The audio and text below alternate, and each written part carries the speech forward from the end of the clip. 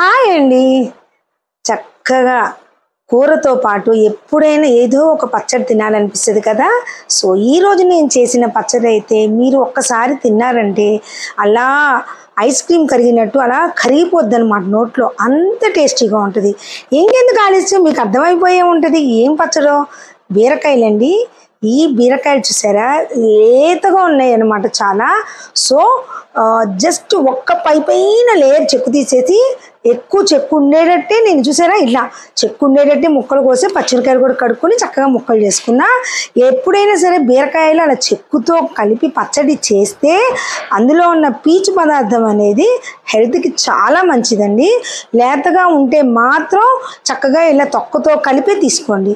Oil వేసేసుకున్నాను, అలానే బీరకాయలు, అలానే పచ్చిమిరకాయలు వేసుకుని కొంచెం జీలకర్ర అయితే వేసుకున్నా, తర్వాత ఉప్పు వేసేసుకున్నా అనమాట. ఇది కొంచెం మగ్గాక చక్కగా ఫ్రై చేసుకోవాలండి. కొంచెం మగ్గుతున్నప్పుడే టమాటాలు వేసేసుకోవాలి.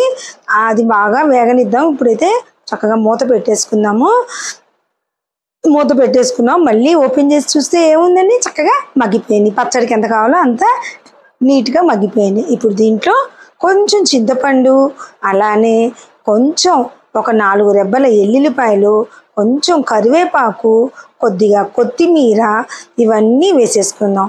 నేను ఎందుకు కరివేపాకు కొత్తిమీర ఇందులో వేస్తాను అంటే, అది వేరేస్తారండి పిల్లలు, కంటికి మంచిది, హెల్త్కి మంచిది. లీఫీ వెజిటేబుల్స్ ఏ చేసినా అది ఏ ఆకైనా కానీ.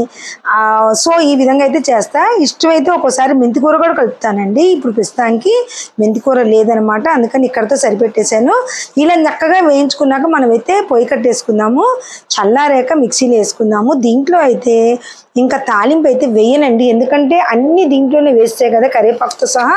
సో అందుకని నేనైతే తాలింపు వేయట్లేదండి. సో మిక్సీ అయితే పట్టేసుకున్నాను. ఉప్పు చూసాను, పర్ఫెక్ట్ సరిపోయిందండి.